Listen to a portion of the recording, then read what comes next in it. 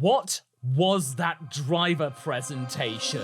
I'm gonna give a premature loser nomination to the driver presentation. I want the guy from 2017 Austin. Let's get ready to rumble! That would be awesome. Apart from that, the Miami Grand Prix was a lot better than it was last year. The surface actually stayed put, but we'll talk more about that later. But right now, we need to talk about who were the winners and who were the losers. And ultimately, despite the fact that Checo did not win the Grand Prix, I am going to list him as a winner here. He was on it from the beginning and was very determined to make sure that Max did not have an easy time of it. Ultimately, he did lose out in the end, and he tried his best to hang on to Max toward the actual final laps. But the fact is, though, the Checo of 2021, when he joined Red Bull, was just grateful to be in Formula One still. But now, though, we see Checo in his third season at Red Bull, knowing what to do, what is expected of him, and he's not going to give Max an easy ride. This is only the 5th race, folks. There's still plenty to go here. And speaking of Max Verstappen, he's another winner. That goes without saying. This is only the 4th time we've seen anyone in the history of Formula One come from 9th position on the grid to win a Grand Prix. There were moments that Checo was able to bring that gap down to the point where there were 5 seconds between he and Max. They were able to have a couple of moments where they were challenging each other and they didn't hit each other. So they definitely learnt from Rosberg and Hamilton there. That could easily change as the season goes on, but for now, they're keeping it clean. Then I'm gonna give a shout out to Alpine as a winner, because even though they ultimately didn't get the 6th place that they wanted, they got a double points finish. That is a win in their book. After all of the struggles they've had throughout the beginning of the season, especially in Australia, and then all the stuff at Baku with unreliability, showing some decent performance, and Gasly really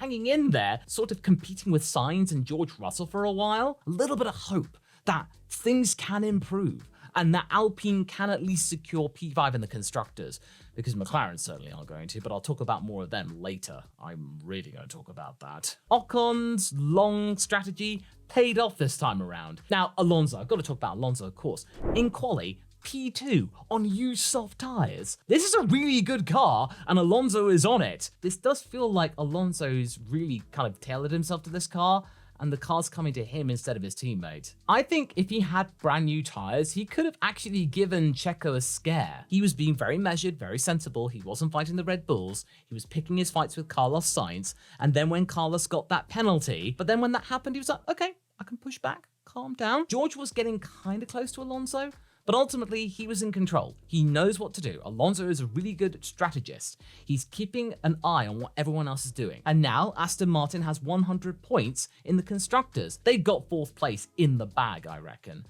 And they're going to be having upgrades soon. Who knows? There could be P3 locked in. Miami itself. In terms of the overall infrastructure, as I said earlier, it's definitely an improvement. Sure, the cardboard cutout water's there, and all of those unoccupied boats are there. Let's just get one thing straight. Miami is a corporate event put on by Liberty Media and Formula One to make money. It's really not a fan-driven event. Even though there were plenty of fans there, it was a record turnout from last year. The track was a lot more stable than last year. It wasn't breaking apart. They're using the same materials from Jeddah. I mean, to be fair, we didn't have any safety cars. No one broke down, which is a testament of itself. I'd call that a winner as well in terms of reliability. Not so much for excitement there, though. This was a much better put together Miami Grand Prix, especially with the use of the actual Hard Rock Stadium as the paddock. That was a definitely genius move. Kevin Magnussen. K-Mag with Leclerc. That was such a fun battle. It was one of the few fun, consistent battles that we had. And even though he qualified P4, which was fantastic in of itself, he fell back to P10. He did get a point. I feel like Haas definitely deserved a point. He was tenacious, he's fired up, and the Viking managed to pillage a point. And okay, one last mention for the winners. Jackie Stewart. This guy's 83. So Martin Brundle on his grid wanted to talk to Roger Federer, and they were behind a barrier. Jackie, he just went under the barrier with his Rolex cap, his tartan cap and Rolex things. And then George came in with the assist, and they managed to get Roger Federer in. It was fantastic. It was so cool. Jackie Stewart not caring about these big burly bodyguards, and ultimately getting Martin Brundle an interview. And I will say, Martin's gridwork was a lot less cringy this time around. He sort of actually was poking fun of itself, which in of itself was a big win. But yes, of course, there are losers. Okay, I'm just gonna get this out of the way. McLaren, what is going on? You are overhyping yourselves. This is why in my predictions video, I said that you are more likely going to be the flop of the event. Lando Norris hasn't got a clue. Oscar's not got a clue. Poor Oscar. I'm sorry. I am a very big McLaren fan, and I really want to see them do well, but I really need to see their work ethic and how they treat upgrades, and this is being the Lord and Savior of their season. It's vaporware. This is what it's all about. This is just crazy. It's very funny since they're sponsored by Velo and Views. That's a lot of vapor. So are these performance upgrades. The next major upgrade that McLaren's going to have is most likely at Hungary. That's another 2 months. I mean, they're really going to have to speed things up because McLaren, this is as bad as 2015. They're really lucky that they managed to get some points and everyone else is just floundering around with Alfa Romeo and AlphaTauri also not really getting that many points. McLaren's in P6. This is just galling for me to say. Oh dear. Okay, well, I talked about Alpha. Zhou Guanyu.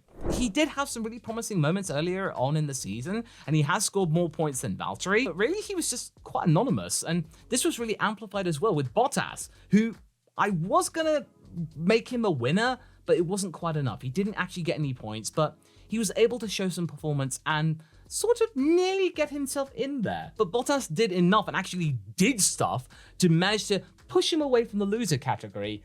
But Zhou had to take his place because one of the Alphas definitely have to be there because that Alpha car is just anonymous. Then we got to have Charles Leclerc. My goodness. I mean, it goes without saying what happened in qualifying with him spinning around. Well, I say spinning around, he span around twice. He did a little spin, stopped a little bit, and then he just did a little mini pirouette and Charles Leclerc is making a lot of mistakes, folks. And if he keeps doing it, then he actually might end up having more crashes than Mick Schumacher had in his season. Martin Brundle said in 2018 he couldn't wait to see Charles Leclerc in a Ferrari. He just needs to stop making these mistakes when he's on the ragged edge.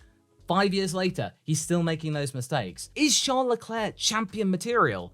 He could be if he calms down. But at the same time, it's up to Ferrari to give him a car where he doesn't have to be on the ragged edge. You could do 90% and still be one of the fastest cars on the grid. But right now, Leclerc is just, I don't know. It just seems really strange. Next, Logan Sargeant. I'm sorry. This is just even more galling for the fact that his hometown is only 18 miles away. This was the American event for the American driver. Even Logan doesn't really know what's going on. He didn't think that he was that bad. Granted, it was very bunched up in Q1. I think there was only 1.2 seconds between first and last. Logan wasn't really aware of what he was doing. So therefore, there's some sort of blind spot when it comes to his overall performance. And that ain't a good thing. Realistically, though, it is his rookie season. He is in one of the slower cars, so it's a little bit more tricky to get a good read on what you're doing.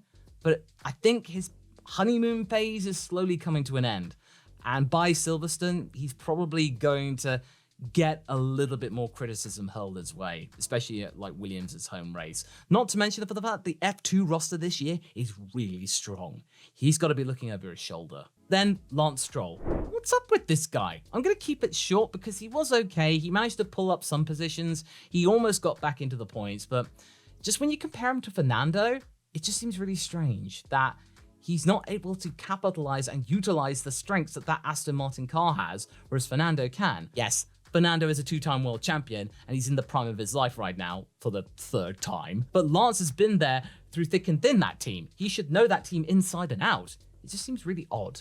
Just definitely strange thing. Okay, DeVries, I'll keep this short. He almost had a clean race, but then punting into the back of Lando, that wasn't a good look, and that sort of nullified his race, really. So he's just making more and more mistakes. I'm getting to the point where Helmut Marko is going to run out of patience, and he's probably going to kick Nick DeVries out after 2023, and it's going to be Ayumu Iwasa or Liam Lawson, perhaps, who's going to be getting that 2nd seat. But who knows? Michael Andretti apparently is getting his application ready for 2025. Maybe there could be a buyout of AlphaTauri. Becomes Andretti. Who knows? It's all speculation. So even though these were the winners and losers of this race, if you weren't quite sure what the events were in Baku, do check out this video here about how I discuss all of that nonsense.